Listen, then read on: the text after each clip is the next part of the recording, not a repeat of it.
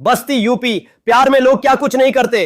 कोई चांद तारे तोड़ लाने की बात करता है तो कोई 7 समंदर पार जाने की। लेकिन बस्ती की एक महिला ने प्यार में कुछ ऐसा कर दिखाया कि उसका नाम प्रेम कहानी के बजाय पुलिस डायरी में दर्ज हो गया। क्षेत्र के एक गांव की रहने वाली ललिता उपाध्याय अपने पति की बेवफाई से इस कदर परेशान थीं कि उन्हें लगा अगर पति काम छोड़कर घर नहीं आ रहे हैं तो क्यों ना उन्हें किसी काम के लिए ही बुला लिया जाए।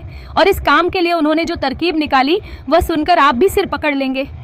ललिता जी ने अपनी परेशानी का हल निकालने के लिए सीधा डायल 112 पर कॉल कर दी और घर में चोरी की झूठी खबर फैला दी। उनका सोचना था कि जैसे ही पति को पता चलेगा कि घर में चोरी हो गई है, वे दिल्ली में अपनी दिहाड़ी छोड़कर तुरंत बस्ती भाग कर आएंगे। यह सोचकर उन्होंने शायद सोचा होगा कि अब आएगा मेरा पति मुझे बचाने के लिए। उनकी इस फिल्मी कहानी को सुनकर पुलिस के भी कान खड़े हो गए। थाना प्रभारी विजय दुबे खुद अपनी पूरी टीम के साथ मौके पर पहुंच गए। कई घंटों की कड़ी पूछताछ के बाद जब पुलिस ने महिला से सख्ती से बात की तो ललिता जी ने सारा सच उगल दिया।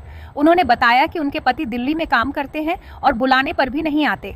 बस इसी बेवफाई के चलते उन्होंने यह ड्रामा रचा था। यह सुनकर पुलिस के भी होश उड़ गए। जो पुलिस चोर पकड़ने आई थी उसे पता चला कि यहां तो कोई चोर था ही नहीं, बल्कि यह सब पति को सबक सिखाने के लिए रचा गया एक स्वांग था। इस अजब प्रेम की गजब कहानी का अंत भी फिल्मी स्टाइल में हुआ। पुलिस ने ललिता उपाध्याय के खिलाफ ही झूठी जानकारी देने का मुकदमा दर्ज कर लिया और उन्हें जेल भेज दिया। डीएसपी स्वर्णिमा सिंह ने बताया कि महिला के इस काम पर विधिक कार्यवाही की गई है।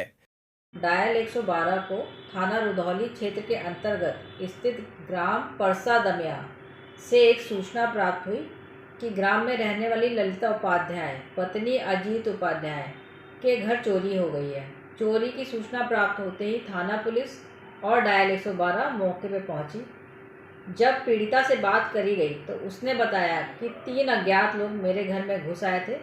उन्होंने मुझे बंधक बना लिया और मेरी बेटी को कंबल में लपेट के दूर फेंक दिया और मुझे बलपूर्वक बंधक बनाने के बाद मेरे बक्से का ताला तोड़कर मेरे सारे गहने चुरा लिए हैं। जब पीड़िता की तहरीर के आधार पर गंभीरतापूर्वक घटनास्थल की जांच पड़ताल करी गई तो जिन जेवरातों के चोरी होने की बात पीड़िता द्वारा कही जा रही है वह उसके घर के रसोई घर में ही मिल गए।